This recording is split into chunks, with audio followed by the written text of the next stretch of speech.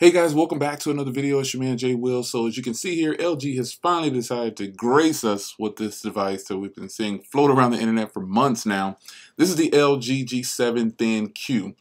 The naming, I have no clue why it's that way. I'm sure they'll have some reason why they named it the LG G7 ThinQ.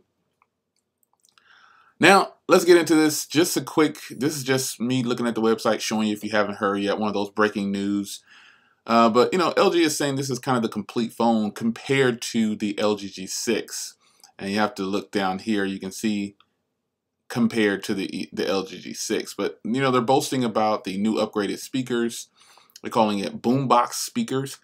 It's got a super bright camera mode. It's basically, you can kind of light it up outside if you want to get it really bright. It's got super bright display, they're saying, dedicated Google Assistance key. That is something that I just totally disagree with. I don't like when companies put assistant buttons. You know, that could be a camera key, and that's it right there more than likely.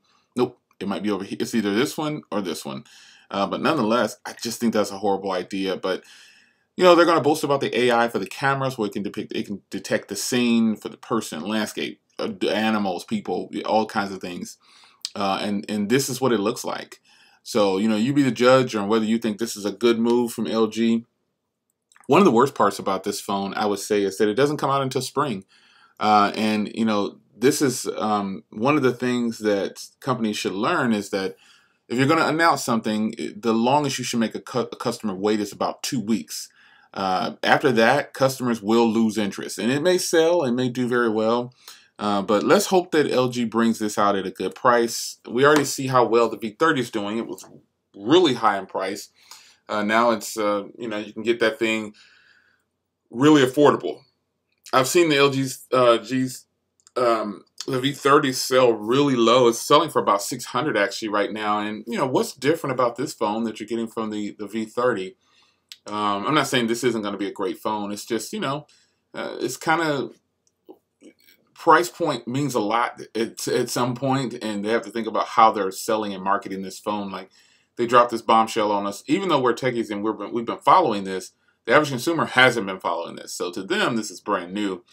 But you can see the design here. You've got the Google Assistant button. You know, I'm really curious to hear those speakers. I want to hear those speakers that they're talking about. I saw some things online about the speakers being 39% louder than the G6.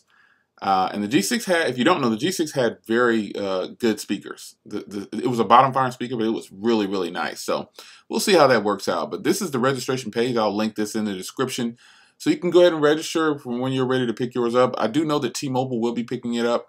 They've already posted on social media that, you know, they're going to sell it. So there it is. And I think there's going to be black. I'm not sure. But a black version of this would be really, really nice. But it's your man Jay Will. What do you guys think about the LG G7 ThinQ? It's going to be a hit or no?